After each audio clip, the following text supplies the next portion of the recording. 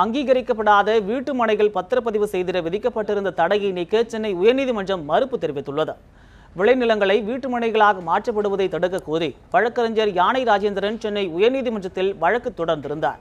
இந்த வழக்கை விசாரித்த தலைமை நீதிபதி அமர்வு அங்கீகரிக்கப்படாத வீட்டு மனைகளை பத்திரப்பதிவு செய்ய தடை விதித்து உத்தரவு பிறப்பித்திருந்தது. இந்த உத்தரவால் ரியல் எஸ்டேட் தொழில் முடங்கி கிடப்பதாகவும், எனவே தங்களையும் ஒரு மனுதாரராக இந்த வழக்கில் இணைக்க வேண்டும் எனவும் ரியல் எஸ்டேட் சங்கத்தினர் வழக்கு தொடர்ந்திருந்தனர். அதேபோல் வழக்கறிஞர் VPR மேனன் என்பவரும் வீட்டுமனைகளாக ஒப்புதல் வழங்குவது தொடர்பாக விரிவான கொள்கை வகுக்கும்படியும் ஒரு மனு தாக்கல் செய்திருந்தார். இந்த 3 வழக்குகளையும் இணைத்து தலைமை நீதிபதி அமர்விலான முதல் அமர்வில் விசாரணைக்கு வந்தது. பத்திரப்பதிவு தடையால் சில பாதிப்புகள் ஏற்பட்டுள்ளதாக அரசு தரப்பு வழக்கறிஞர் ஐயாத்துரை வாதிட்டார்.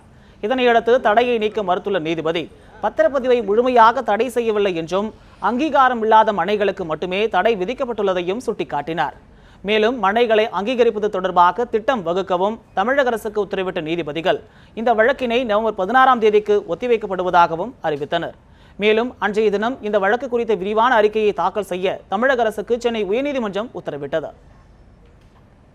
இந்த நீர்நிலைகள், அதாவது வாய்க்கால், குளம், ஏரி, இதில் எல்லாம் பிளாட் போட்டிருந்தா அதை ரீசர்ச் பண்ணக்கூடாது அப்படிங்கிறது என்னுடைய ஸ்டாண்டை சொன்னேன். அப்போ நிறைய பேர் இம்ப்ளீனிங் பெட்டிஷன் போட்டிருந்தாங்க. அவங்களெல்லாம் அதை ஏற்றுக்கல. அதே நேரத்தில் அவங்கெல்லாம் தன்னுடைய சிரமங்களை குறித்து ஒரு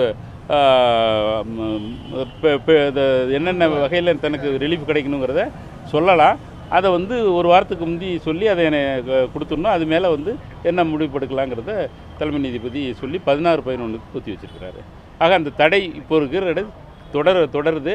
எக்காரணத்தை முன்னிட்டு எந்த விதமான ரீசர்ச்சும் செய்யக்கூடாதுங்கிற தடையை கண்டினியூ பண்ணியிருக்கிறாங்க.